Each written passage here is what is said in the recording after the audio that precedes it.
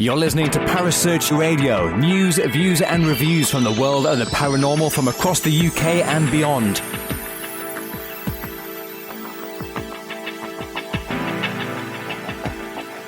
Find us on Facebook, Twitter and the World Wide Web. Parasearch UK Radio.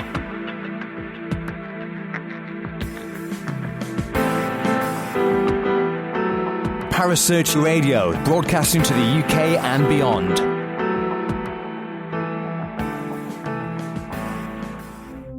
The views and opinions expressed by presenters and guests are their own and do not necessarily reflect the official policy or position of Parasearch Radio or its affiliates and sponsors. Listener discretion is advised.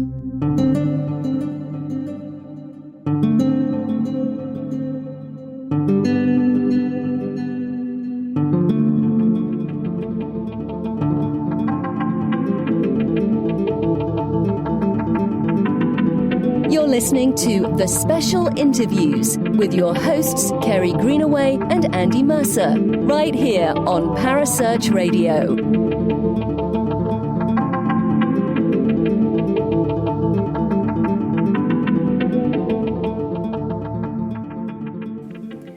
Good evening and welcome to The Special Interview. My name is Kerry Greenaway and on this occasion I was joined by Mr. Andy Mercer and Mr. Richard Clements as we visited High Wycombe and to visit Eddie Brazil and his family.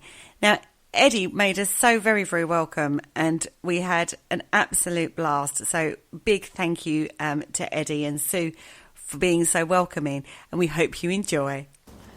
Hello, Eddie. Hello. How are you? It's lovely to be here. No, it's absolutely fantastic to be here. Thank you so much for having us and thank you for coming onto the radio. Pleasure. So would you be able to tell us a little bit about what you do? Because you're a writer, aren't you, predominantly?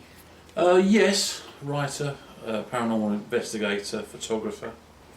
I don't know, the writing has only come about in the last 8 years since Paul and I got together and we thought we'd do look again at the Bawley story. That's right, yeah. But I don't know, a writer, do you think I'm a writer, dear? Yes. I don't look at myself as a writer, no. Of course you're a writer. You are a writer, No. you're very good at it as well. No. I write, I'm an author who's written some books. That's about it, on the paranormal. Yeah. Well, keep doing it. Whatever it is you do it very, very well. Because you've written several books, haven't you? Bawley Rectory Companion, Shadows in the Nave, Haunted High Wycombe, Extreme Hauntings. Yeah. Britain's Most Terrifying Ghosts. And at the moment, I think paranormal is out of favour because the publishers are not asked us to write books on ghosts. At the moment, I'm doing a book on High Wycombe, and it's old photographs juxtaposed with modern ones and all that. And a history of the best places in Bucks, you know. Yeah. But that's about it. Yeah. But yeah, I suppose I'm a writer on the paranormal. Yeah. Yeah, you most certainly are. Now, you mentioned Paul. This is Paul Adams, who wrote The Enigma of Rosalie, that we did an interview with a couple of months ago now, I believe it was, when we met at the SPR that time. And I actually saw your book there, the Bawley Rectory Companion, which is really what I wanted to talk to you about, because it's quite fascinating and it fitted very nicely in with the evening that we had there, which was to do with Harry Price. So could you just tell me, to start with, a little bit of the history of Bawley Rectory? Oh, right, yes. Bawley Rectory was built in 1863 by Reverend Henry Ball, housed his wife, and I think they had 14 children. Oh, that's a lot of children. Yeah. Soon after, reports of ghostly apparitions were reported, the Phantom Nun, the Phantom Coach, and stuff like this, and they had quite a reputation of being haunted. I mean, if you looked at the house, you'd think, oh my God, that's a haunted house. Yeah. But so he, with his son Harry Ball would build a summer house in the garden. They would wait in the evening to see if they could catch glimpses of the nun and stuff like this. The Ball family die out. Subsequent rectors come in. Reverend Smith and his wife. They report paranormal phenomena. They report it to the Daily Mirror. They send down Harry Price. He starts to investigate it. The Smiths move out. The Foysters move in. They report paranormal phenomena. Stay for 5 years, and it's the apex of the haunting, as it were, because you have poltergeist phenomena and so on and stuff like that. They move out. Price moves in, rents the place for a year, and he has an army of 48 observers. They report phenomena, and they. In 1937, there was a séance held at a house in Streatham in London, where an entity calling itself Sunnex and Muirs, saying, "I will burn down the rectory tonight." But it was a year later, 1939, in February, the rectory goes up in flames. This is after Price had moved out. Captain Gregson moved in and bought the property. He put in an insurance claim. They was rejected, and the house was beyond repair, and it was demolished in 1944. Now, and the haunting has carried on since then. Oh, so there's still activity reported at Borley? Yeah.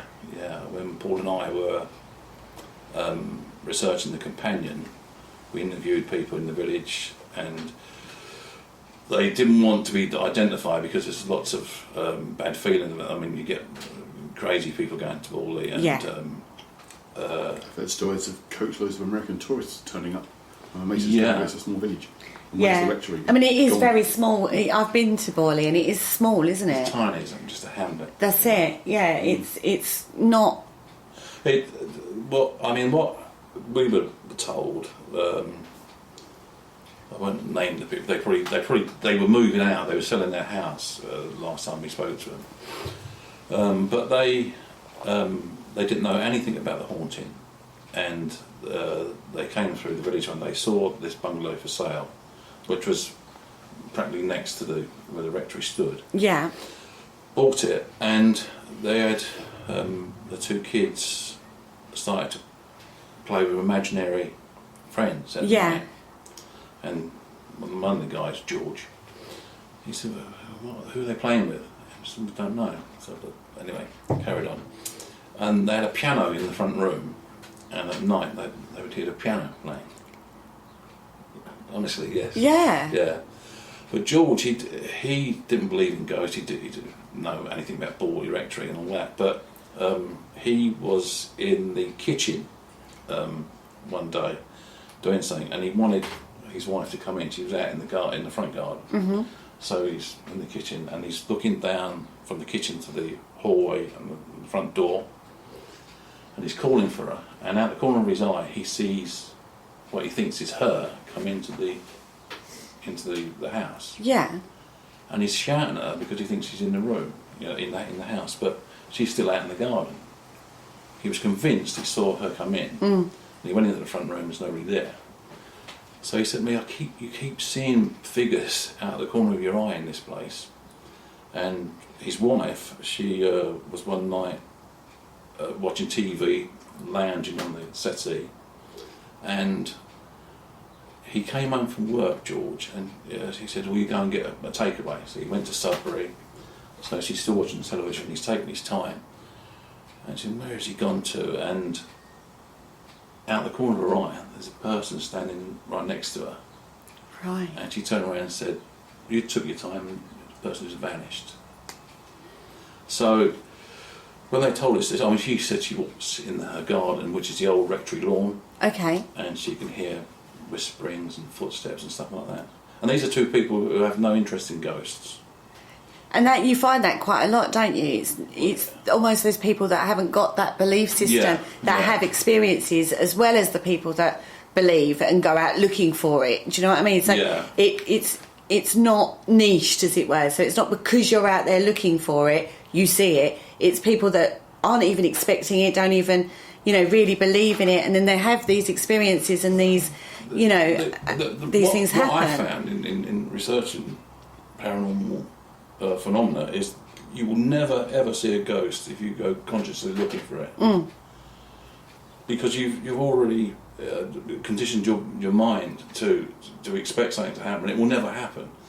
Most ghost sightings are of when people go into a house and they'll see somebody or experience something, and what was that? Yeah, it's an unexpected thing. I would just throw in, I've been doing this myself again for 30 odd years, and for a long period of time, every weekend, and I have seen a number of phenomena for definite, but a very small number, and I'm talking tens of thousands of hours of doing this. So you're right, most of the time, but it's people who don't expect to see things. You occasionally do if you go out looking, but the number of times people say they've seen something, you can find an easy explanation of what they're claiming they've seen, and you've been there with them. Yeah. But there's very rare occasions where you definitely have real phenomena occur. But yeah, most of the time you don't even notice it. But we've spoken about this plenty of times before when you're investigating. To go in with a really serious, formatted mindset is not always the best way to do it. To go in and actually relax and, have a chat, have a laugh and raise that energy and just be normal, because that's more inviting to spirit than it would be if you was going, is anybody there? And we've talked about this quite a lot, of just being natural. That's more likely to be where you'll experience something. We've said many times, it's mindset, isn't it? If you go in with a certain mindset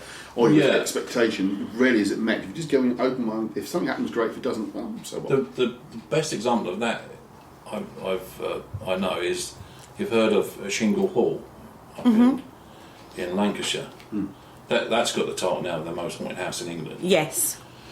They had a film crew go there and spent a week, because they heard the stories, thought we can obviously see a ghost and something like this, and after 5 days, nothing. And they said, well, this is pointless, we'll pack up and go home. And one guy went to get his gear from the bedroom, and he walked into the bedroom and he heard footsteps in the corridor, and he just looked out. And there was a monk standing at the end of the corridor, and he just turned and just walked through a wall. So, I mean, they probably are turned off from expecting ghosts. Yeah. So therefore, they're more receptive to seeing ghosts, Yeah, we definitely we're all starting in the field to start realising the power of the mind and switching it off and being more relaxed and just accepting the atmosphere and being more open to it, rather than trying to almost manifest it from your own mind, because you're so focused on seeing what you want to see or getting the activity you want to get. Because there is that thought now that we're actually manifesting some activity from our minds ourselves. Yeah, that's interesting, because I'll show you a photograph in a moment that I took at Bawley in 1972, and I was 16. I went there on my own, and nobody about, and I was taking photographs of the churchyard and rectory site. And when I got the photos back, it was in them days when you had Instamatic cassettes. 12 frames on the 1, 2, 5. We remember those days, don't we, guys? All the 11 of them were fine, but one of them had a figure in the churchyard, and I thought, my God, what's that? And I showed it to my dad, and he said, "You photographed a ghost." And I thought, I didn't see anything at the time. Yeah. So, no, and I'll show you the photograph, and we can put it up on your website later. Yeah, definitely. Because it's only been published a few years back, about 7 years ago, in Paranormal magazine, wasn't it, Sue? Yeah, actually, I think it was. And Paul, he done a great article on it, Paul did, the Brazil Bawley photograph. Now, whether or not I photographed a ghost is debatable, but whether or not I was thinking I would love to see a ghost and somehow imprinted that image onto the photograph, because have you ever seen one of the most famous photographs of the monk at Newby Church? Yes. Oh yes. Now Peter Underwood knew that, the Reverend Lord who Yeah. took that photograph, and it looks like a medieval monk, doesn't it? It does, yeah. But the church is not medieval. It's a Victorian Gothic church. Mm-hmm. And you think, well, a medieval monk be doing in a Victorian church? So you come up, you think, hang on, did Reverend Lord subconsciously put an image onto his slide that he wanted to be there, because they've examined it and it's not a fake or forgery, but you do have this thing that looks like a monk standing on the altar. Yeah. You know, and I sometimes wonder if the photograph I took at Borley is something similar to that, because people have criticised it and said it's a watermark, but why would a watermark resemble what had been reported at Borley over the years? Oh yeah, just there. Oh, absolutely. Yeah. And it's straight away. You don't have to ring it. Like a lot of photographs these days they have put on and they ring it so you don't miss it. It stops at the fence. Yeah. Suggesting it's behind the fence. Yeah. So I'm saying it's like the head bowed, isn't it? It'll be over the fence, yeah. Yeah, it'll be all Fully visible. It'll be all the way through. See if I can get a good little zoom in on that. Just a section. Oh no, it's going to reflect me back, unfortunately. Can I take it out the plastic? Yeah, I mean, I can send you an email of that if you want it. I just want to get it for myself. No, I'm alright at the minute, thank you. Sure. It's a real focused in. Is that Dex? Probably. Yeah, there's no sign at all of that going in front of the fence. It stops, and it's again, if the watermark, it would be oval. It wouldn't be straight flat across. No. There's no deviation in the depth or the greyness along there at all. No, that certainly looks like it's something that's... On that day, I remember it because it was in September '72, and it was a really grey and sultry day, and I thought I better get back to Sudbury, and I started to walk, and it started to rain.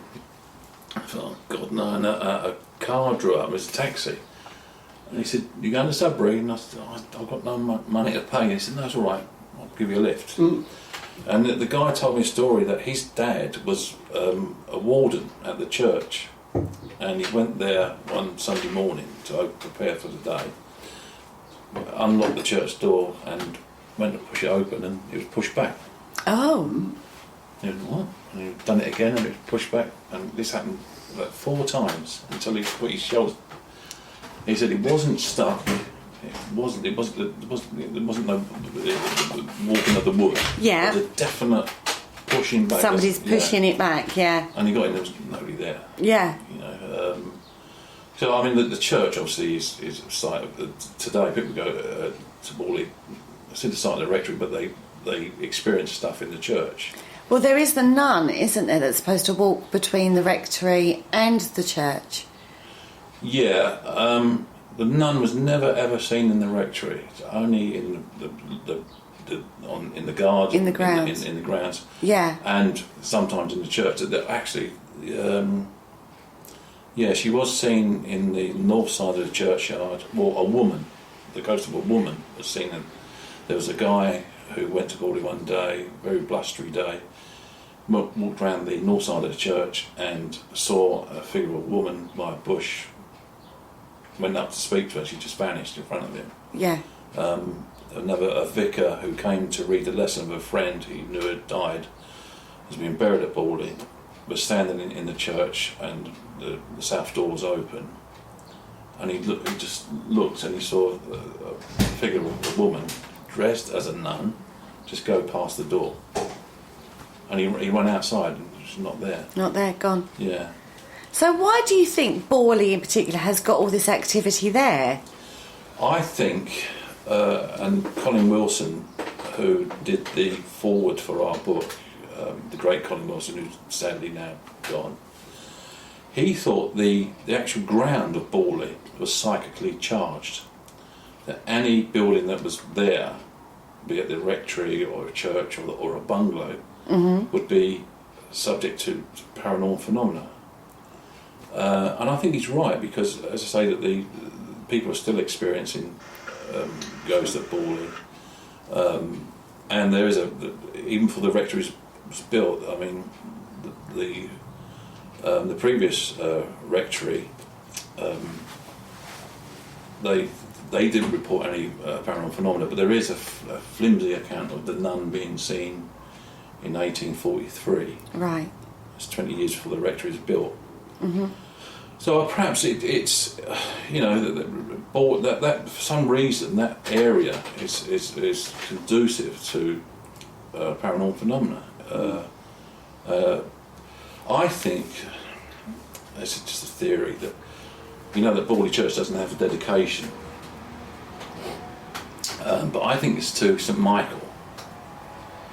When pre-Christian days in Britain, pagan religions and stuff like this, and ley lines and stuff like that. There's one researcher who's discovered that there's nodal points, and they cross. That's right. Yeah. Borley churchyard. Yeah. Oh, okay.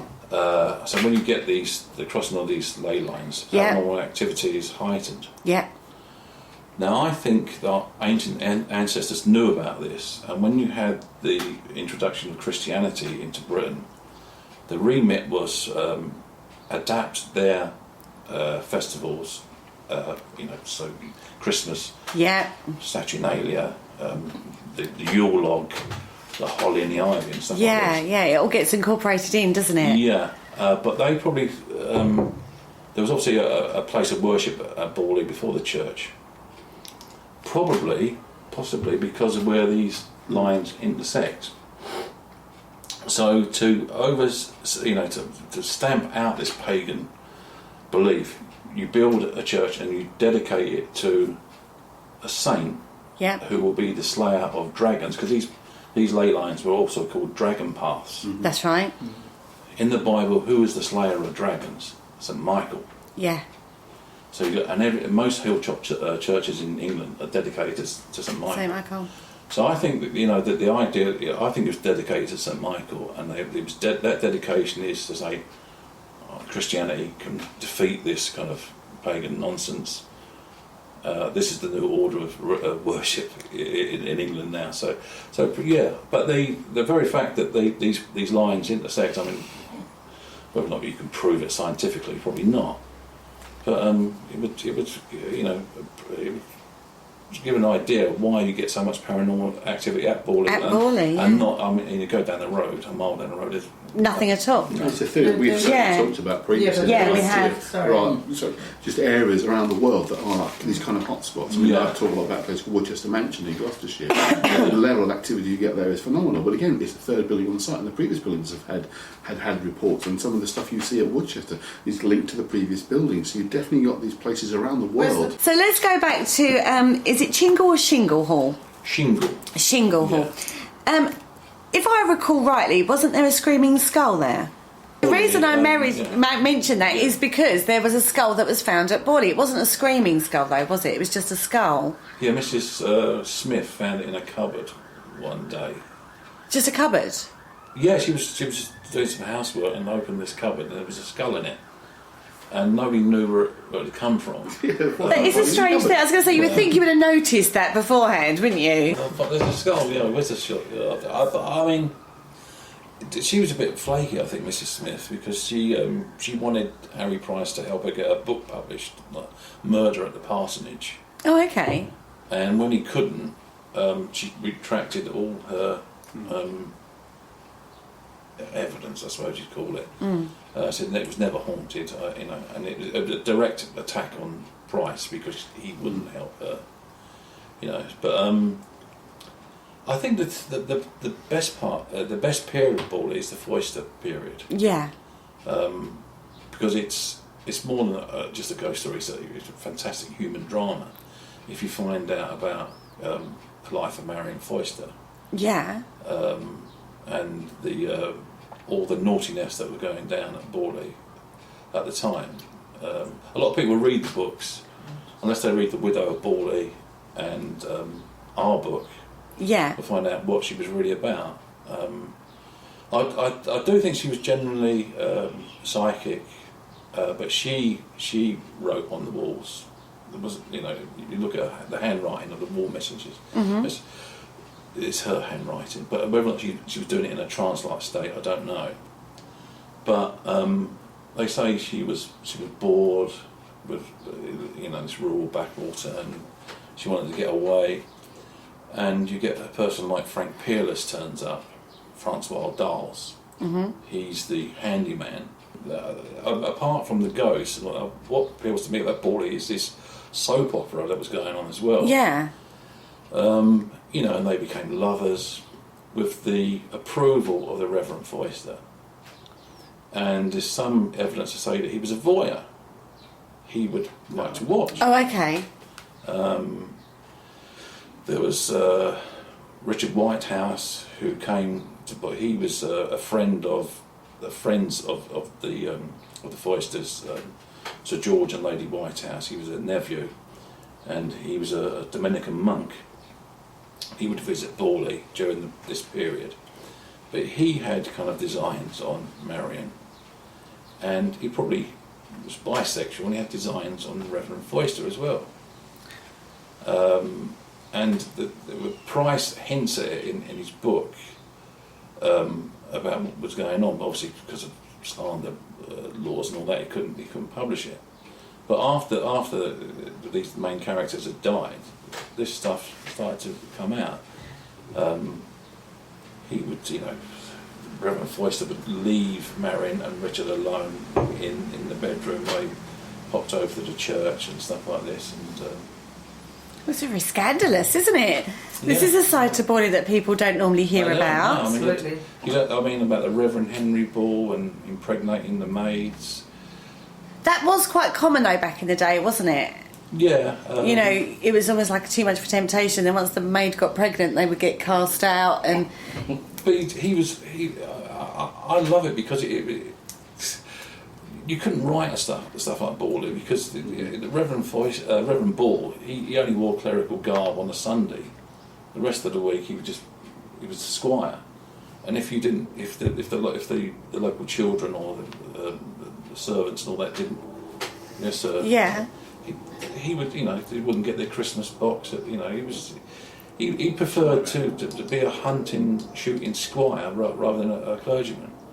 And at the back of that, you've got this ghost story going on. Yeah. Which is brilliant, I think. Yeah. Now, I read a really strange story about Borley a little while ago, and it was called The Bug of Borley Rectory. What, the insect? Yeah. Yeah. Now, allegedly, this was an artist that was painting Borley Rectory, and she was sat in the garden for quite an extensive time, a nice warm day, and she had almost like I don't know how you would explain it. It's almost like a time slip, but dimensional time slip is how she explained it, and that was quite strange, I thought. And I wanted to ask you whether you'd heard about that story because I read it in a magazine quite a long time ago, and it was one of those where I read it and was like, really, one of those kind of moments. But a really strange type bug came out of came towards her, almost like to attack her, didn't it? And it was quite a strange thing. So I just wanted to ask you about that because I know you're an expert on Borley. You've obviously read about that before. Yeah, I don't know. It was in the summer of. The rectory was empty, and she asked Price. I think it was during the Price tenancy. Could she go and do a drawing of the house? And she sat in the garden. It was all overgrown, and if you imagine the Borley rectory garden, huge, untended.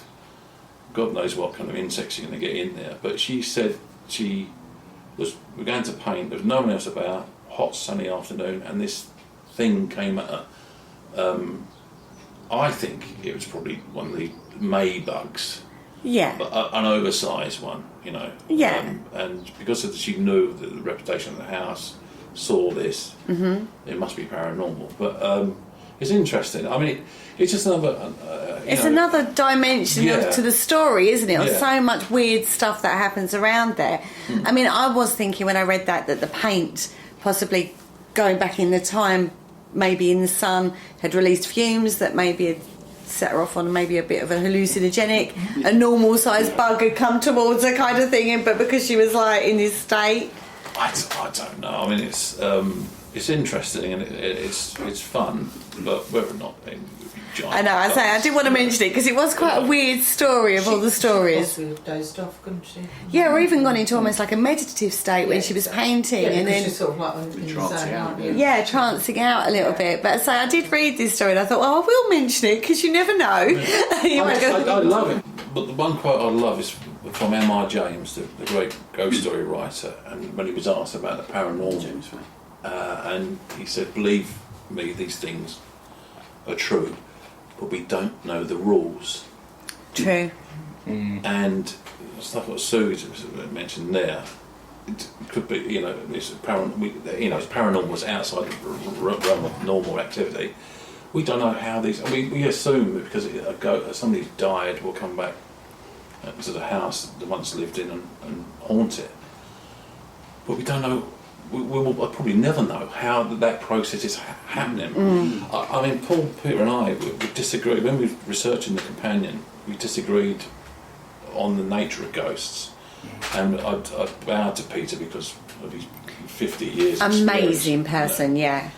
But Paul disagrees with this because he went to an SPR lecture on the very thing. It's called non-locality theory. You ever heard of it? No, I haven't heard of that. Could you explain that a little more for me, please? Basically, I think it's the theory of mind and brain are separate, or consciousness and the physical brain are separate. That consciousness acts through the physical brain, but it's not part of it. I suppose the analogy would be a radio or a television. The television is the nuts and bolts, which is the physical brain. Yeah. But consciousness is the signal. Oh, I see. Yeah. Going into the TV, radio or brain. If you was to destroy the television or the radio, the brain. Yeah. You wouldn't necessarily destroy the signal. Consciousness. Yeah. That's a really good analogy, actually. So you would have it would carry on until it was picked up by another brain that could access it. If you have physical death, but not death of consciousness. Yeah. Somebody goes into a house where somebody's died, but that consciousness somehow lingers. So they walk into a room and they can access it. Their brain will access it, or they can hear something. So they're linking into the signal of the other consciousness. Yeah, because a lot of there's more cases of phantoms of the living on SPI records than there are of ghosts. And phantoms of the living are extraordinary. I'll give an example of, I don't know, when Colin Wilson, his secretary, was going to a meeting in St Austell in Cornwall, very important meeting, and she was late. She was in a traffic jam and never moving, and she thought, oh, I'm going to be late, missing it, getting really stressed out and fractious. She got to the meeting 20 minutes late, and as she walked into the office, her two colleagues said, "Where did you go to?" She says, "What do you mean?" She said, 10 minutes ago we saw you come into the office and then walk back out again. She said, "No, I've been in a traffic jam." She said, "No, we saw you." I think because of the stress and the need to get to this meeting, she managed to convey an image of herself to her colleagues, which you could arguably say is a kind of a living ghost. Yeah. So if the non-locality theory is correct, and consciousness and the signal still remain after bodily death, we might have a theory of what a ghost is. Yeah. That someone is picking up that signal. The signal could be weak, it could be strong, and it depends on whether or not you're psychically up there to receive it. Loads of people went to Borley Rectory and saw nothing. Yeah. Other people went there and experienced the whole gamut of stuff. Yeah. Because they're tuned in. You can need this not take it out, it depends. It's happened to me. I've been the one that's been seen elsewhere. Really? Many years ago I was let me go over in Canby Island, funny enough, and I was there for the weekend with my girlfriend. I was in the same different rooms. Her grandma and her were in the kitchen when I was outside in the garden shed. I was just watching them out. They said, "You walked in, you walked straight past us, looked through us and walked into the next room." And Nan followed her in and said, "You went in there." And then 10 minutes later I walked in from the garden. And they said they both saw me and said, "You walked straight past us, ignored you. What's wrong?" The man walked in, thought you climbed up the window or something because you weren't there. She thought you were acting funny. And then 10 minutes later I walked in from the garden. And so I've been exactly done that. But deathbed manifestations are really common as well, aren't they? Where the point of when someone's at that, just before they die, they've been seen by a relative or somebody like that. Yeah. I think that that the theory of poltergeist is unconscious frustration of I agree with you. Teenager and stuff like that. Well, the more we've looked into poltergeist, we've Well, that's decided more or less that sort of like, I think of all the paranormal phenomena, I mean, poltergeistism, whatever you like to call it, if serious money was invested, I think they could actually sort of prove it. Yeah. To be fair, no, I agree, because we've looked at puberty in children, boys as well as girls, I think, because I think boys go through puberty as well, don't they? Yeah. Not to the level that girls do, but they still hit a puberty level. Then we looked at menopause with ladies, because it's almost like a puberty on the other side of the coin. It's like going backwards. Yeah. You know what I mean? Really some sort of, there seems to be a link. Change sort of thing, but Yeah, and when you've got highly emotive situations. There's something in the mind, because I don't know, Andy. It heightens the receptors in the brain, I would imagine. Well, your brain does suddenly go through massive spurts of growth in puberty, which of course means the brain's rewiring itself very rapidly, and it can cause all sorts of sparks of energy. I'm absolutely convinced of that, definitely. Well, I was going to tell you a quick story actually about the psychological happenings and physiological effect of psychological states. Because I'm a psychotherapist, obviously I work with a client who gets upset. Sometimes you get odd noises around, but there was one guy, every time he got upset, my ceiling cracked. Every time it was a burst of his emotions, and it's loud, and it was dozens of times. Not just once or twice, dozens of times. Yeah, so but yeah. the Rosenheim poltergeist, getting back to poltergeist, I mean, the classic case is Enfield, isn't it? Oh, Enfield Haunting is the classic one. Well, that's the one. I met him, Guy Playfair. He's when we done a talk at the SBR, Paul, Peter and I, he turned up to listen to it, and he looked like he'd just come straight from Aldermaston with his duffel coat, and his C&D badge and stuff. But he was a lovely chap, and we had dinner together, and he was very interested in a new book, What's that? Shadows in the Night. Yeah, I proposed it to History Press, and I said, do you like a book called Shadow in the Nave? And he said, can you call it Shadows in the Nave? I said, yeah. I said, why? He said, we've got series. We've got Shadows on the Water, Shadows in the Steam, about haunted railway lines. Oh, right. Shadows in the Sky, about, I think, UFOs and stuff. So, but I love doing that book. It was one of my favourites, and it always sells well. It's really selling well, isn't it? Yeah, and I love doing the photographs for it. I love church architecture anyway. It's one of my So you've done this in conjunction with Peter Underwood as well? And Paul Adams, yeah. Ben started writing with him. It's Peter Underwood. Yeah. I wrote, and I started to correspond with him, and he was great. I thought he would ignore me, and I just put Peter Underwood Savage Club, London, and I sent him that photograph. And he said, yes, thank you, Edward, and then we started to correspond.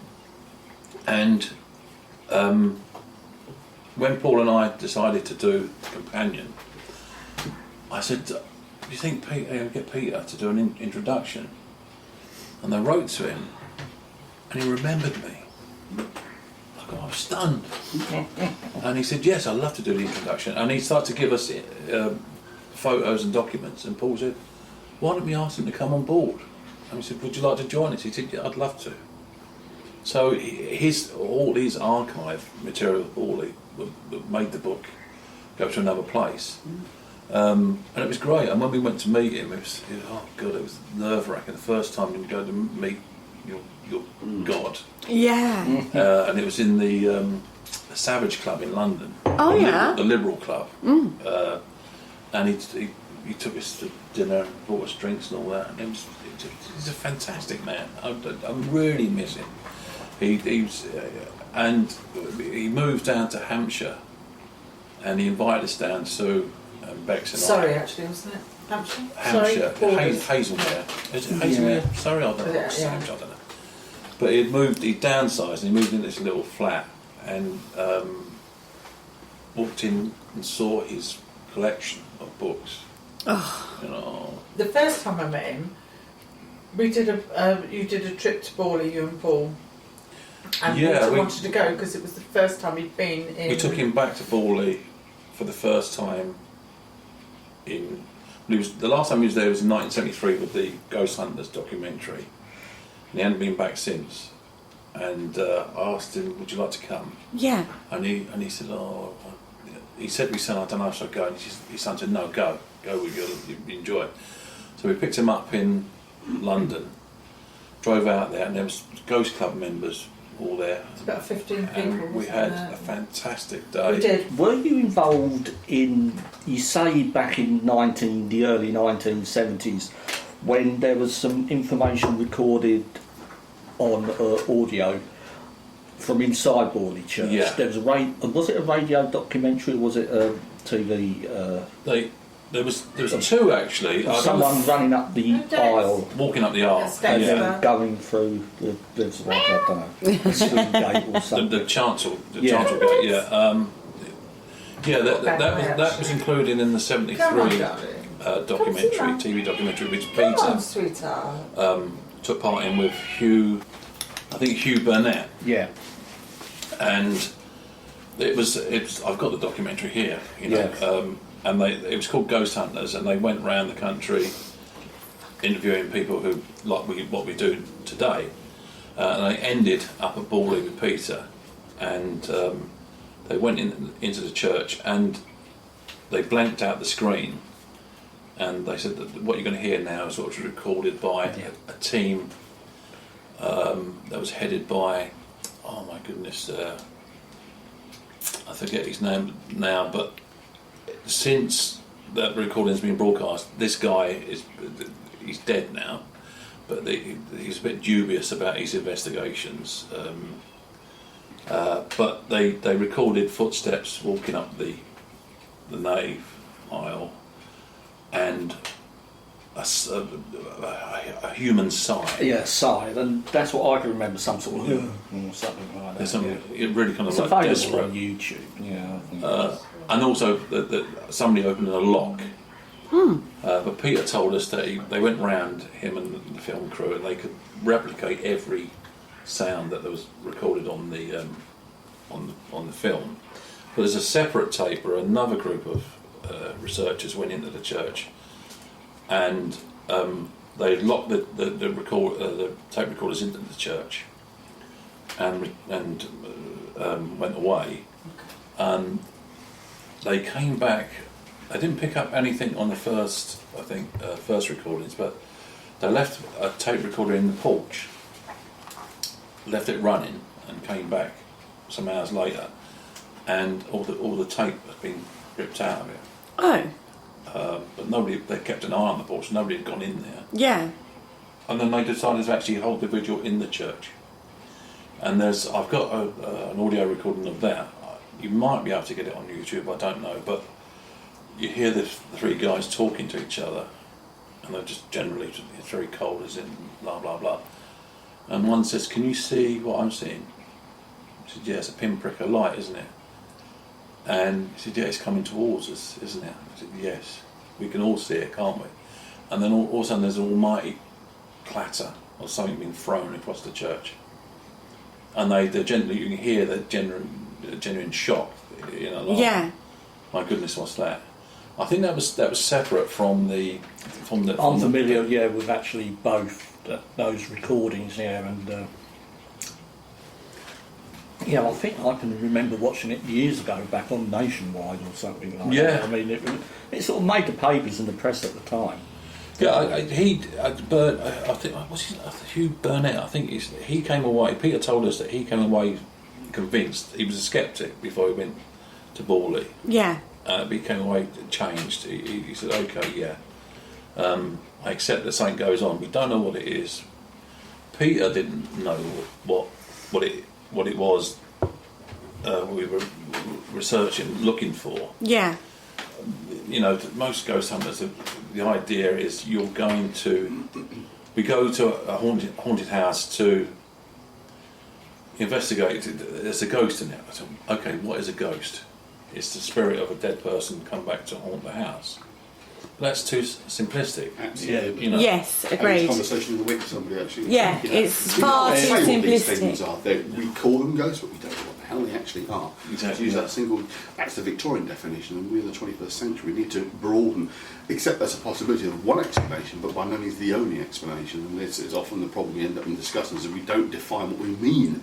So you need to set the terms first before you actually discuss what you actually think of the term. Because people criticise me, I'm sure they criticise all of us. If they find out you're a ghost hunter, they said, "You believe in ghosts?" Yeah.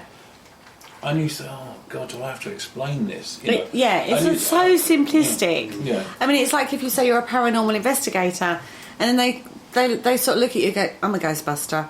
Just put it down as that. Do you know what I mean? Because you don't want to have to keep doing the long explanation every single time. Because I get criticism from my brother-in-law. He's an MBE. My brother-in-law. Oh, okay. He's a wing commander in the RAF. Okay. Honestly, and he's estranged from Sue's sister. But when he sees his son, he said, "His head's still searching for ghosts," as a joke and all that. And I'd love to sit him down, and I love, the four of us, five of us, sit him down and explain to him what is going on. Yeah. Because ghosts are not, they're not the that come up from the dungeon with the clanking chains and all that. No, we've moved on far from that, haven't we? That perception. The treasurer's house. Harry Minder. Mm-hmm. The classic example of a stone tape apparition. Yes, I agree. Now, do you want to explain that a little bit more? This is in York, isn't it? You talk about the Romans walking on the road, but it was inches under. You could only see it from the ankle or something up, because the road at the time would have been lower. But it's never been reported since. As well, it's never been reported since. Only at that moment. Prior to people have seen Mindell. things happening. That full march through the Rule, he said. Yeah. Because I mean, been there. He's 17 Martindale. He's up the ladder. He's doing work. Hears a trumpet. Thinks it's a radio. Mm-hmm. Looks to his left, and a horse's head comes out of the wall. And you must imagine what is he thinking? Is somebody playing a joke? It's one of those frozen in moment times, because you can't believe what you're seeing, because it's so unbelievable in the circumstance that you're in. You can't equate it to anything else, can you? So you are literally at that fright or flight freeze moment. Interesting, we get a moment of how urban mythology develops, because that's very much what the tour guide told us. But you're right, I remember reading that. It was about the ladder. And the horse went past, but that tour guide said that it was when he was digging in the floor, when he hit the Roman floor. That's when the apparition started. So it's interesting that even in the confines of the actual story of the event of Treasurer's House, mythology is building up, alternate versions are building up, folklore is building up about what actually happened. It's a great example of how these things get changed very, very quickly, very, very easily. Yeah, because he fell off the ladder and he hid in a corner and he watched. And the thing I love is that he could hear murmuring, he could hear voices. And I think you could hear the clop of the horse. Yes.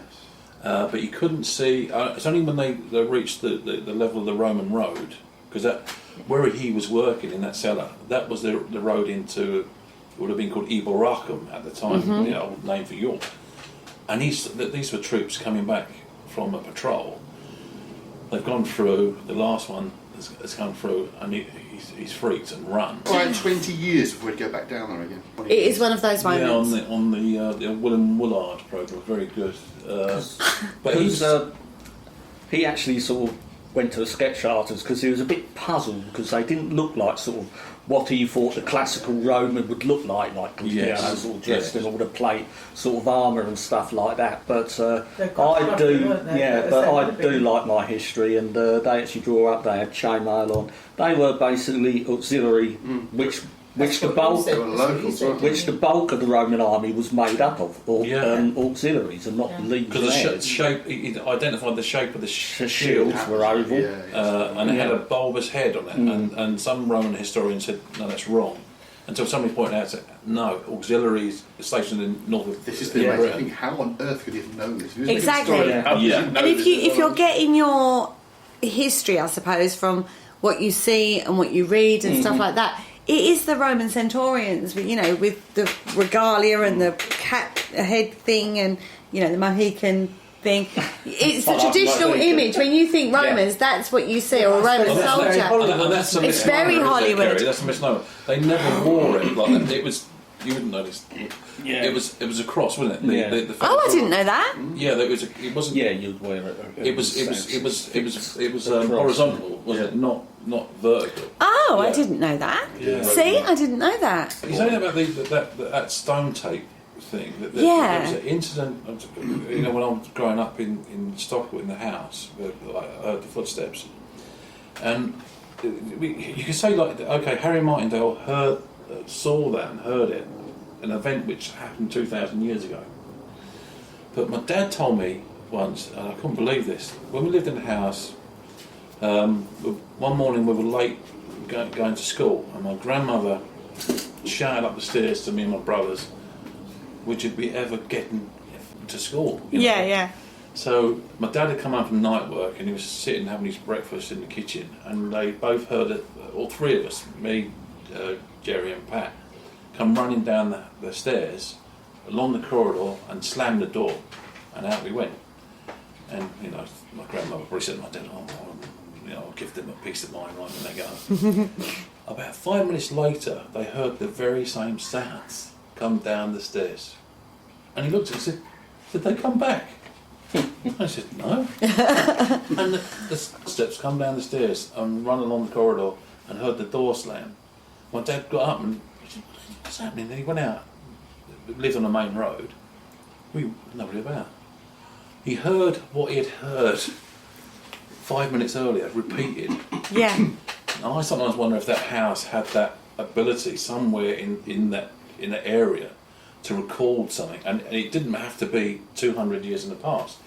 It could do it Quickly. there. I don't know if we've had this conversation before about the idea of EM fields, electromagnetic fields in the location is what records things rather than the physical building. Yeah. So when the building's completely gone, you still have that replay. But yeah, almost like an old-fashioned magnetic tape, picking up events and then just replaying them. I've been in houses and locations, and I would stop and think, oh, I know this place.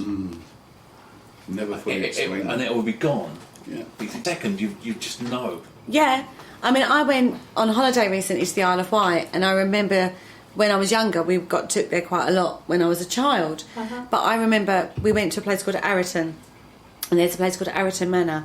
And I remember it distinctly because I knew Arreton Manor. And I remember as a child taking my parents around and I'm telling them what things were and where things were. And it was such a serious case of deja vu. And unfortunately, we didn't get a chance to to go back there because I had the kids and it just weren't the right circumstance at the right time. But I would love to have gone back to see if I felt that again at that place. But I remember that, I say a child, I was probably 9 or 10, and I remember knowing that place inside out, and that was at Arreton Manor. And I knew, and it stuck with me all through these years. Of all the places I've visited, and my parents are quite historic buffs, they like to take you to places, of interest. Of all the places we visited, that's the one place that's really stuck in my mind and really has that memory of, I know this place. I've been here before. But at 9, 10, I know I'd never been there before. That's the point, isn't it? I've no idea what it is. I've never explored past life, but something resonated there. And to the age and the age I was as well. I mean, I was ever so young, but I knew that place. Yeah. I know, even to this day, Exactly. I know I knew that place inside out. Yeah. Whether I'd feel that today, a lot older, a lot wiser. Wise. Andy. What is the official sort of the psychotherapist sort of deja vu? What is the official line? Past life. The official kind of quasi scientific, especially supposedly, it's left-right brain anomaly. That one part of the brain is going faster than the other part, so the other part catches up and has the same experience again a few fractions of a second later. Yeah. So it feels like you've been there before, but the key to remembering your subconscious, there's no such thing as time. Events 20, 30, 40 years ago will feel like they were yesterday if they're still emotionally effective. So if you have an experience and you see something and you think, oh, I remember this from, you can't know how far back because there is no time scale in your subconscious. So you can see something and it seems to reoccur and you see the same thing again and think, oh, I recognise this place, I've been here before, I know the feeling, I know what I'm going to see. But your mind's not going at the normal pace, because it never does. It doesn't go at clock time of now. Our brains are going at different speeds, different parts go at different speeds. So the two kind of link to each other and give the impression of that you're having the same experience you may have had 30, 40 years ago, but you had it a few seconds ago, or even a second ago. There's a sync. But what about if I see a ship out there, 17th, 18th century, and somebody going away on a ship which is very, very precise as being like Mutiny on the Bounty type ship, and I'm walking into the sea and drowning? Does that... One of the funny, I think to it in the car way up here. One of the possible explanations is collective unconscious. The idea that we share a collective deep level of awareness that is interconnected, not just with us living people now, but because minds are connected back in time. We talk about the location stuff again. You're picking up somebody else's experience who had that experience at that location at the time, not necessarily yours, but you're seeing it through their eyes, so it can seem like it's your experience. It's an explanation. That's fascinating. The thing is, it's just one of the areas we're exploring. Because T.C. Lethbridge, have you read T.C. Oh yeah, absolutely. And he's experience on Ladram Beach in Cornwall, or the cliffs above it, where he went there with his wife, and he got to the view, obviously a nice view from the top of the cliffs, but feeling of absolute depression when you got to the cliff edge, and his wife felt it, and also it was a damp, moist, humid day. And she said to him, "Oh, I can't stand here. I feel horrible." And they moved away from it, and the feeling went. Yes. And they found out later that a lot of people had jumped to their deaths from that spot. The suicide cliff, You're walking into the environment, the energy's at that space, there's at that point, and you're walking into it, your brain connects into it, and you get that feeling of it. Because if you think about it, people describe like a past life experience, and people talk about time slip experiences where they appear to be in the past and observing things around them. Think about the nature of that. What's the difference? In terms of what you're observing and experiencing, is there a difference? Is it that you actually are in the past yourself? Or are you remembering something that's further back than your own lifetime, you're connecting somewhere deeper? Or is it you've been born again? There's no definitive explanation for those experiences, but they definitely happen. I've never had one myself. I know people who've given me stories of where they've been in a building and it suddenly seems to transform around them, and they're seeing just day-to-day events going on. Now, I pick up stuff at locations, and to me, that's what I see. I know I'm not seeing it in front of me, it's in here, I'm seeing it, but it is exactly what is really happening. I mean, one of the classic examples for me was I did an investigation at Alton Towers, the mansion house itself. Oh, right, I was seeing the most bizarre things in there. I was seeing Babylonian statues, Sumerian statues, and Egyptian objects. I'm thinking, that doesn't tie in with this place. What the hell am I seeing?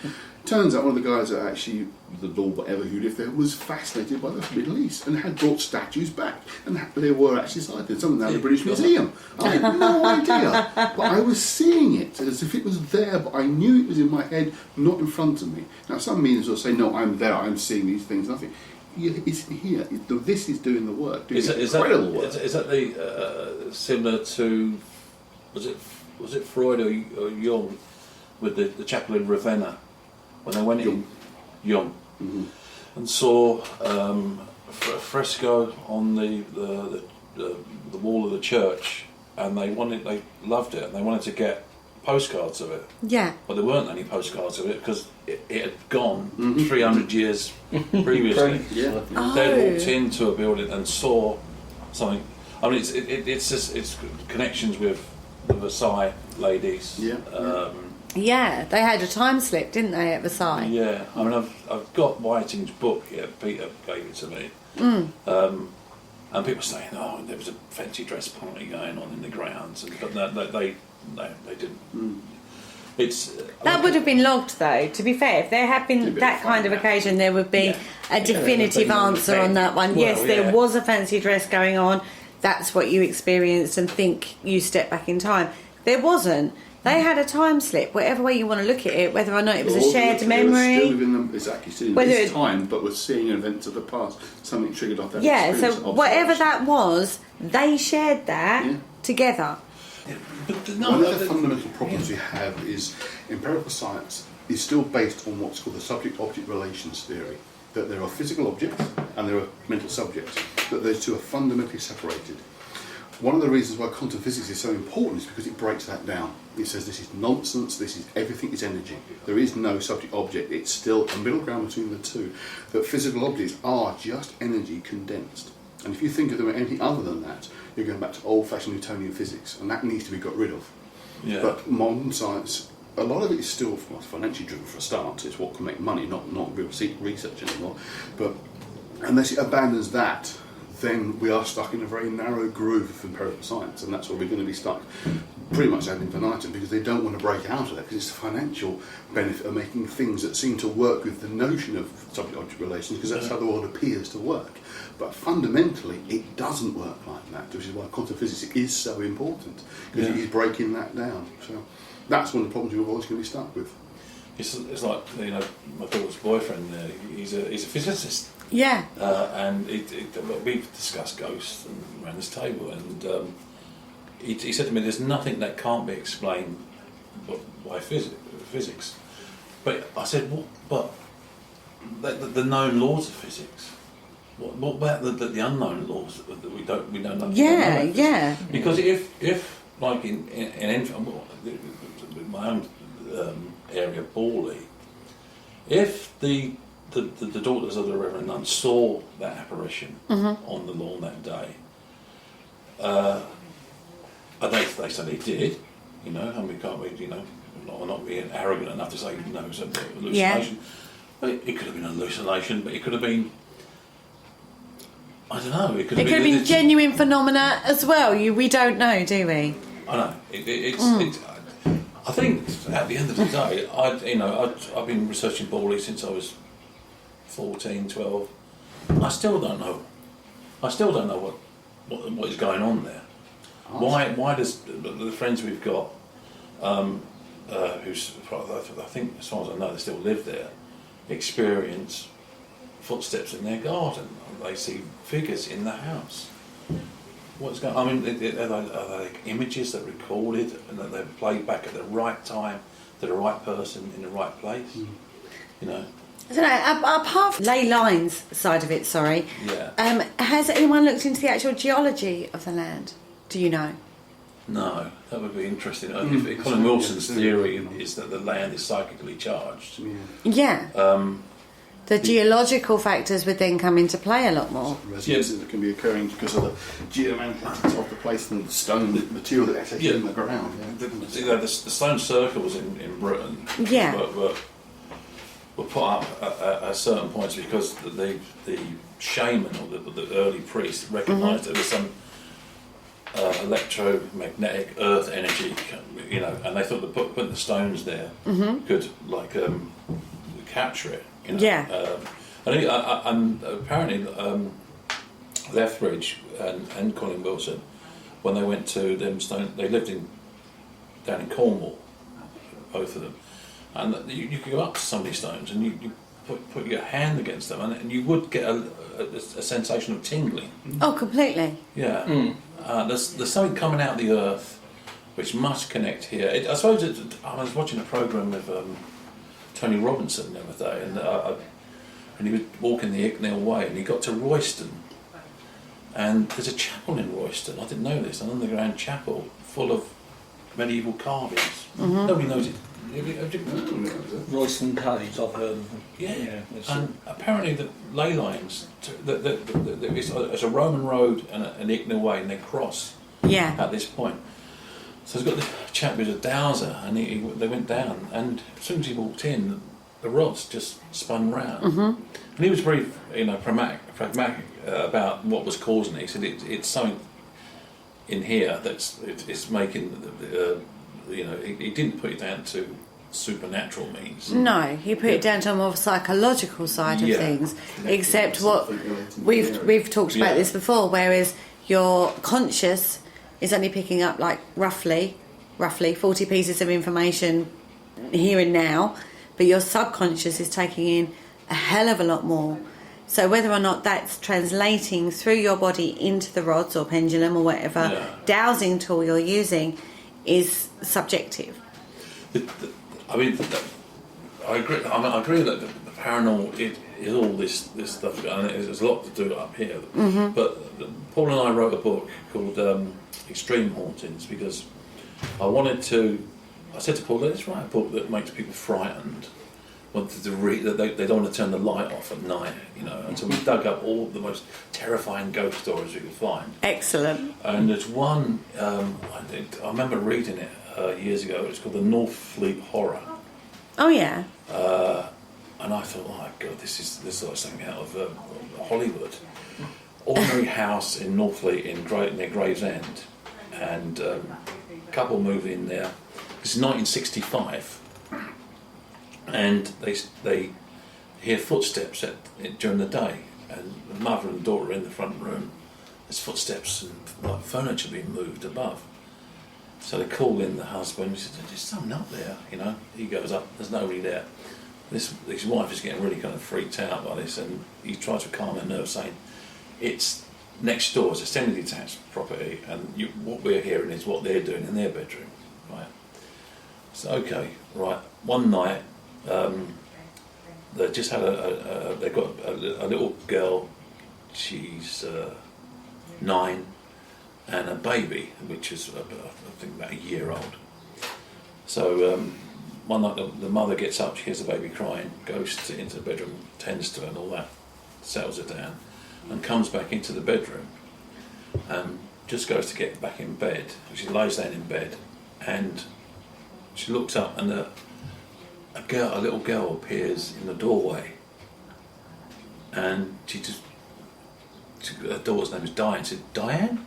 And this little girl started to walk towards the bed, but as she did so towards the bed, she turned into an adult and leant over the mother, and the mother just screamed. Yeah. Woke her husband up, and the apparition vanished. And they left the next morning. Now, this is a time when the young family wanted the house. You don't make yourself homeless. You're not staying there. Next family moved in. He was a tugboat man. You imagine, quite a tough guy. Goes to bed one night, and he hears footsteps on the landing outside the bedroom. Somebody moving about. Goes outside, looks, nobody there. And he comes back into the bedroom, gets into bed, and the bed starts shaking and lifting up, exorcist fashion. And he's like, oh, for God's sake. And he looks to his left, and there's an apparition standing there, a woman, but she's got no head. This guy, they left. They just got I'm out not of the house. surprised, yeah. And you think about these people, you don't leave, as I say, you don't leave a house and all that. So it was left empty. And the lady who lived in the other part of the semi-detached property, her husband used to go away at weekends, and she'd be left on her own. And she could hear footsteps and knockings in the house coming next door. She thought, oh, who's there? But there was nobody there. Yeah. And then one night she was in bed on her own, and there was banging coming up underneath her bed. She said it sounded like a kind of medicine ball, that you use they're really heavy balls. Yeah, trying to knock through. Oh my goodness, that's a large knock then. Yeah, and she fled, went and didn't go back. But that house is, as far as I know, hasn't experienced any paranormal phenomena since. That period between 1965 and 1966, you could say, a poltergeist or an entity thought, we'll choose that one and have some fun. But what struck me about it was, and this is the argument I have with people who say that stone take theories, and which I do believe in, that you do, the recordings can replay them. I agree. No, I'm a firm believer of that. But sometimes when a ghost has intelligence, yes, it seems to be aware of you as much as you are aware of it. Now that is scary. Yeah, I mean, there's getting back to Enfield about the pillars on the roof. That they found pillars off on the bedroom on the roof, or was it a ball that went through the wall of their house and ended up. So obviously the physical object going through a physical wall, and that completely explodes the whole physical world, doesn't it? Absolutely, but it actually fits in what's called quantum tunnelling. Yeah. Exactly that happens. Subatomic particles passing through apparently solid objects and Yeah. coming out the other side. I mean, it's a different sized object, but of course it's still made up of quanta, the tiny subatomic particles. Everything's made of those. Because there seems to be two different sort of avenues of physics or science. You know, there's the physical world, you know, planets go around the sun, and we can measure all this, and this is how it works, and we know this. But then there's the sun, the top. This is what was saying. And they do seem to be totally separate. That's the problem. Yes. There is no gratification theory. They can't be, because they're fundamentally different things.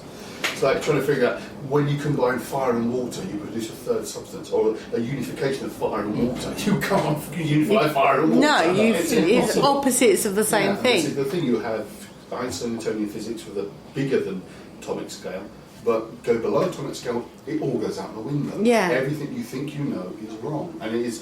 That's a classic statement. A friend of mine who's actually a doctorate in physics now, a PhD, whatever. But when he did his obviously A-levels at school, went to university. The first lecture they had, the lecturer said, everything you learned in your A-level class, check out the window, it's wrong. It's structured in a way that you can learn it to pass, but now you learn real physics. Forget that stuff, it's wrong. And he said, it was like, bloody hell. And his field is in quantum physics. I haven't seen him for years, but that's his theory of his field. He works in quantum physics. He's trying to, and it's getting to the point. It's been almost a battle between the two schools of thinking that if you expand quantum physics to the post-atomic scale, nothing makes sense. Everything you know goes completely out the window, goes totally wrong. But there are certain rules, if you like, or that's what I'm looking for, continuations or setups that are in the bigger atomic scale level that definitely absolutely fundamentally, not like relativity, works. Fundamentally, absolutely relativity works. It doesn't work at the subatomic level. This is the problem, and that's why Einstein didn't even like the notion of constant entanglement. He called it spooky action from a distance. He just thought it was nonsense. Yeah, I often wonder about the thinking of scientists, because the way we learn about things and learn about the universe is you investigate them, but scientists seem to have. I think Peter put it. It's like, evidence seems to work in medicine or any other kind of discipline, but it's never taken on board in the paranormal. You could present any amount of evidence for ghosts, and it would be rejected. Yeah. Because they start off from this kind of point of view that it didn't happen because it can't happen. Yes. Yes. Exactly. You know. I agree. Premise of the argument they refuse to accept. You can't if you can't come to an agreement on the basis of what you've done. It was about ghosts earlier. If you can't come to an agreement on the basis of your experimentation, then you're not going to go anywhere. And then it doesn't work. It comes back to the same problem. If you cannot replicate it under scientific conditions in the laboratory, it doesn't exist.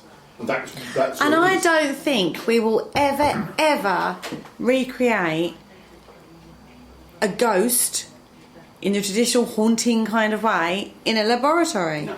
I mean, the closest we've ever really got was the Phillips experiment, of course. But that was a mental manifestation of a spirit. But it was manifesting by itself without them making it happen later on, and was showing greater phenomena that they planned for it to be doing. True. But it began as a thought experiment, a literal thought experiment. We're going to create this experiment. But that's what I mean. It started off as, this is what we're going to do, this is what we're going to achieve. The fact that that took on a life of its own kind of suggests the power that humans can have when they work together.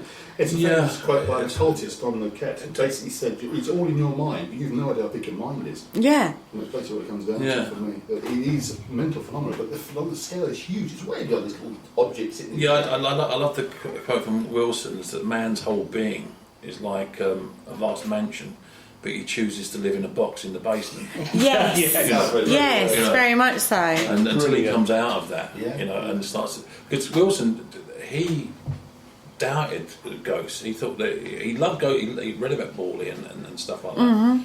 But until he started to look into it, he thought, no, there is something here. And you've read his Poltergeist. You've read it, I know all these books. yeah. He's a prolific writer, to say the least. I didn't meet him. We used to email, and he was after. I mean, The Outsider, his first book. Yes, that actually for me, his philosophers had said that. Yeah. It wasn't on the curriculum, and I read it when I was studying existentialism. It was basically the English existentialist, and it was very. Yeah. But I pick up his other books. I mean, Frankenstein's Castle, the Split Brain, his Split Brain book, which is great. But he writes in such an accessible way. He could write an Arabic maths book, and you'd find it exciting. You know, it's like this book on the occult, like that, with that almost not a believer at all, until you do more and more research. Hang on, they're really something to this stuff. And again, we've talked about this before. That's about manipulation of energy. It's the same. It's the other way around from sort of paranormal phenomena, where you're observing energy doing strange things. With occult stuff, you're actually causing manipulation and manifestation. So it's like back to front, but it's still the same kind of thing. This is not the recording; this is coming off the recording. But I do a lot of work. I do lots of ritual stuff. Yeah. And you create effect, and you can observe the effect, but you have to make sure you then turn the effect off. It's not like closing down, but you just have to make sure it doesn't carry on doing weird shit you don't want it to be doing. So you do things for a very specific effect, then you stop and say, right, that's as far as I want it to go. Now I'm going to dispel all this stuff. And it is, you're working with energy, but it's like you turn something on. If you don't turn it off, it just keeps running. Yeah. So you do have to do that, and I do sometimes. I mean, I've been to locations where I know ritual activity is taking place, and they've just left the taps running, and you can feel it in the atmosphere. A classic example, there's a place called the Galleries of Justice in Nottingham. Yeah. It's very popular for event companies to use. I mean, I've done dozens and dozens there. And they've been a group on a Friday night, and we come on a Saturday, and there's one section which is quite haunted, which is the women's bathing area. We walked in there and it felt totally different, and you just knew something had happened. We spoke to the guard, he was in the guard office, he said, yeah, afterwards I walked around the church, there were bloody candles in there, and they were simply told not to burn candles. And I said to him, what colour were the candles? Oh, I don't know, they were quite dark. And I thought, they went up to something. And they've caused an effect, and the effect is still there, because we could feel it. It felt completely different, but it was that one night it felt like that. Yeah. I've been into Coalhouse Fort, it's on the Thames Estuary. No, yeah, I know it. I've been there. It's quite a famous one now, because again it's a public events place. It's recently closed down again, but back in the 70s and 80s it was derelict. It was fenced off, but you could get in there really easily. Yeah. And there were people, because I used to be involved with good earthquakes, I used to investigate occult phenomena as well as ghost phenomena back in the 80s, and we got several reports from people who said they were seeing fires burning in the fort, and they just felt it wasn't just kids mucking about. And we went in there, and the atmosphere in this courtyard area was unbelievable. It was so heavy and dense, and we thought, this ain't no normal ghost, this is something else going on here. So people do carry out ritual activity that does have a very real effect, and it's left behind.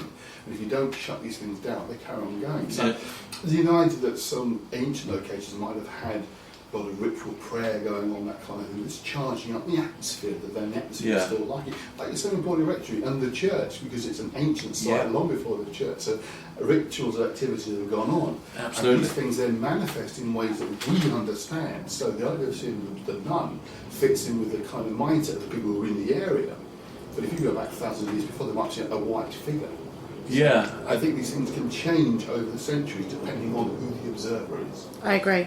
Yeah, because obviously the haunted Borley generates its own folklore as well. Yeah. So it becomes distorted and stuff. And but today that there would have been a religious worship in place at Borley long before the church was built.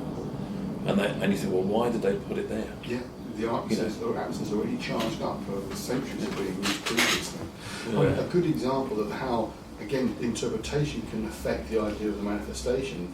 One of the classic ones of Woodchester Mansion, which I've been to a lot in the early 2000s, there was a tall figure that was seen a number of times in the rear corridor of this building. There's been suggestion that he may well be some kind of energy visitation that's to do with ritual activity that definitely happened in the chapel area of Woodchester. Again, in the 60s and 70s it was abandoned. Though again, it was never consecrated as a church, but it's got its own chapel, and that was definitely used. Locals have found all sorts of fires and symbols drawn on the walls, etc. And it was suggested that this dark, tall figure was linked to the activity. In the last few years, people are now describing it as being a slender man. Have you ever heard of the slender man? It's a totally made-up phenomenon that's come from America, and it's a kind of urban mythology story. Like the Mothman. Oh no, it's a very deliberately created mythology of the Slender Man, and this figure is now being called a Slender Man. It's like an American idea that's been invented in America as a completely made-up story, but it's kind of linked into the general psyche of this being this tall, willowy figure that's been seen, and now this ghost that's been seen in Woodchester certainly since the early 2000s, is now being called a slender man. So it's been adopted into the mythology. And people have described it as being very tall and willowy. I've seen it. It wasn't tall and willowy. It was tall, but it was very much a solid figure. So the descriptions changed because of the logo. Yeah, that's fascinating, because have you ever heard of the Frank Smythe ghost, the mad vicar of Wapping? No. That's Back in I think it was 1976, 77. There was that. I think the magazine was Man, Myth and Magic. Oh, we've got all those. I'll have to look it up. It might be in there, and he was, and there was a great vogue for the paranormal back in that time, and he decided to invent a ghost to see if he could generate the people would start seeing it. So he invented this thing, the ghost. I'm smiling because I've done exactly the same thing. It has exactly worked. That's basically the Phillips I've experiment. done it myself. In all my books, there's one story which I've invented to see if it and it did.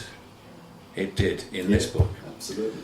Well, Frank Smythe done that, and I love it. The Mad Vicar of Wapping, and he invented a history for him.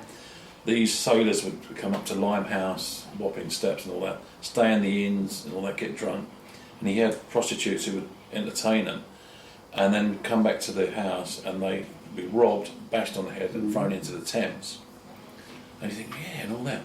And Colin Wilson had done a programme on it. I've got it on tape. It's an old series called A Leap in the Dark from the 70s. What was it? You remember it, Leap in the Dark? Yeah, vaguely, yeah. And they got to the stage where it kind of like exploded. It appeared in this magazine. The press got hold of it, and everybody thought it started saying, "Oh yeah, there's a ghost down there." He said, "Well, hang about, no, this has been invented in the last." He said, "Oh no, my grandfather told me about it." And so they start embellishing it and all this. Yes, absolutely. And even Gilly Cooper, the old author, Yeah. she was convinced that this ghost was down there. Absolutely. And what they did, they got people, they did use a bit of hypnotism Yeah. on two ladies, and they told them about the ghost, and they took them to Limehouse, and they walked along the river, and one of them saw the vicar.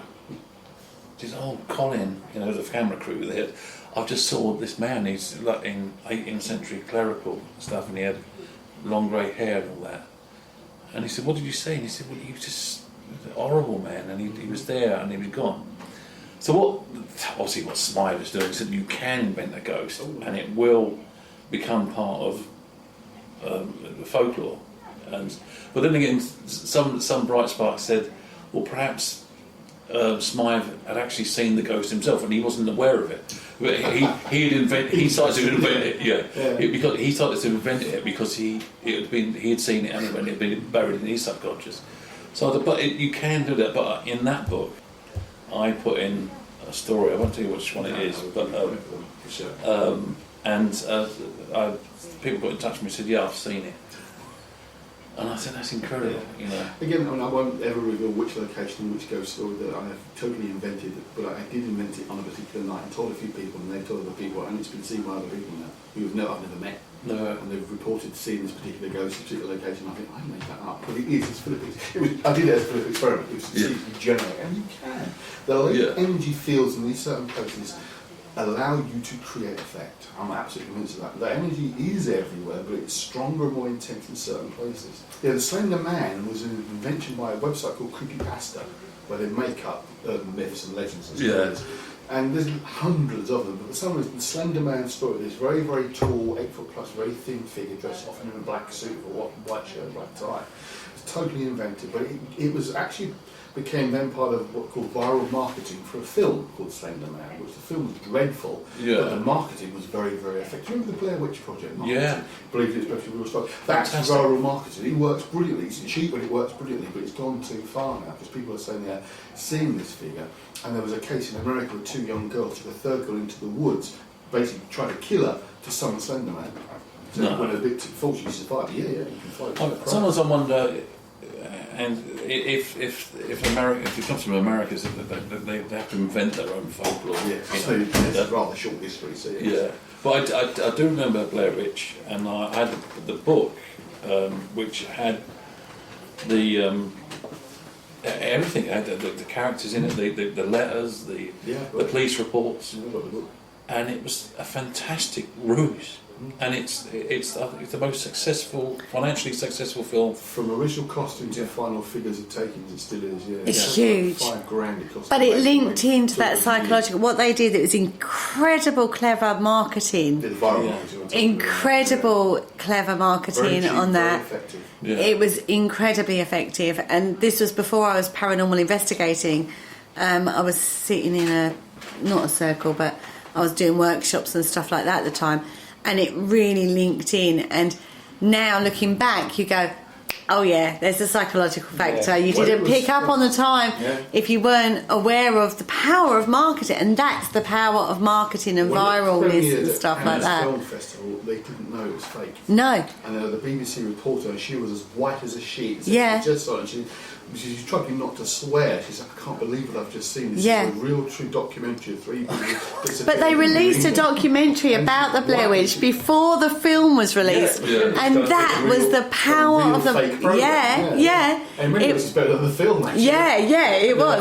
I completely agree. I was obsessed with it when I first started. So was I, yeah. Back in the days of doing the stuff with Andy Collins and Earthquakes, we were wandering around the woods late at night. Yeah. Things up to But that good. film... And we did find them sometimes. Yeah. It does link in on a psychological effect.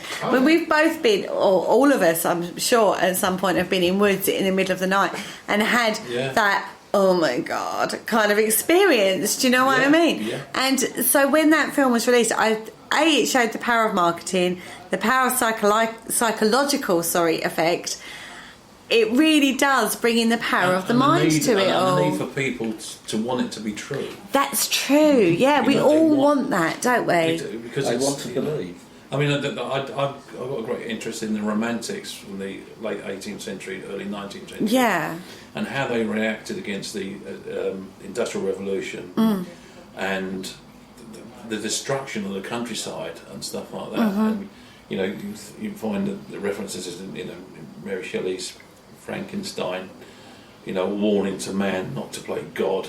Yeah. You can't do that. But how they and the great folly builders around. They wanted to build ruined castles. Yeah. And one sad thing, a guy in England somewhere in 1940, he wanted to build a folly. And his local authorities had raised their ugly head by that time. And there was no laws in the manor anymore. And they asked him, what is it for? And he said, I just want to look at it from my house. It's up on the hill. Are you going to live in it? No. It's going to have a roof. No, I'm not putting a roof on it. I'm just going to leave it in a ruined condition. Yeah. Is it going to be electric light, gas, water? No. I said, what's it for then? To look at. To look at. Why do you want to look at it? Because I want to look at a ruin on the hill. They couldn't grasp what he meant. Yeah. And I thought, my God, they're dead. They're dead people. Yeah. Romantically, they've lost it. And they wouldn't let him do it because they thought it was ridiculous. Whereas 150 years before, you could have. Everything was utility had to have a purpose and a meaning. Yeah. It couldn't be artistic just for the sake of it.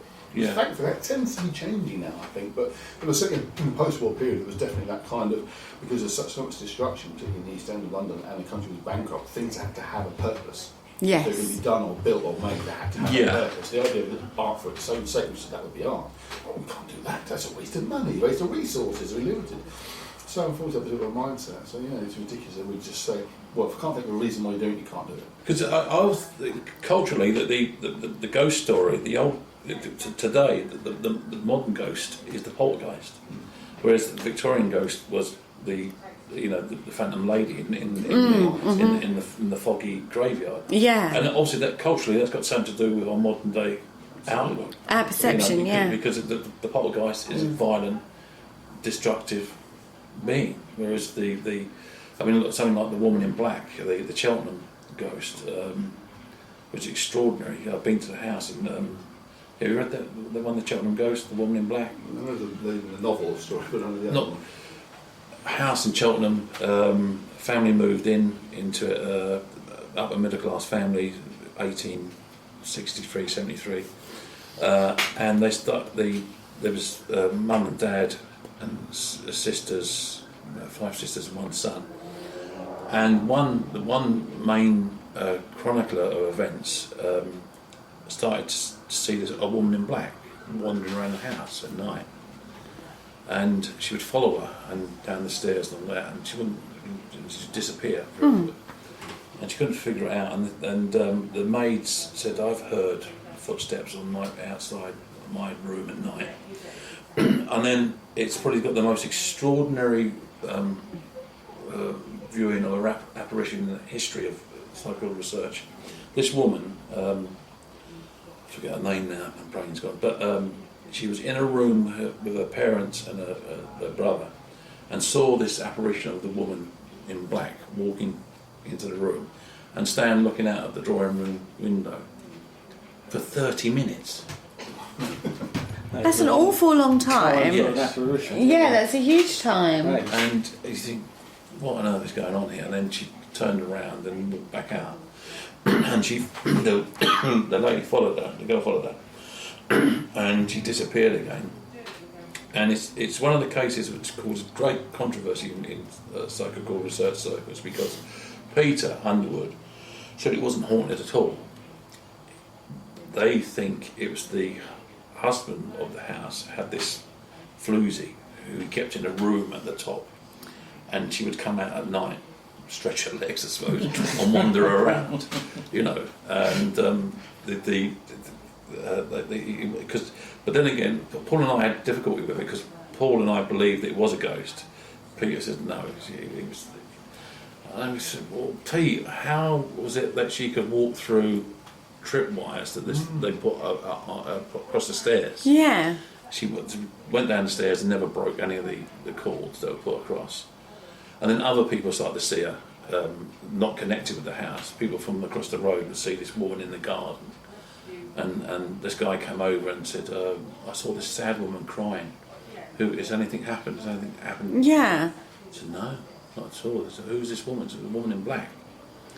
And then over the years, the apparition started to fade. So she was a solid form at the beginning, and then a shape, then a misty shape, and then the footsteps would be heard, and then the footsteps, the audibility of it would diminish, and eventually it would fade away, and up to the energy of the horn had gone. Thank you for joining us, and we hope that you enjoyed the special interview with Eddie and Sue.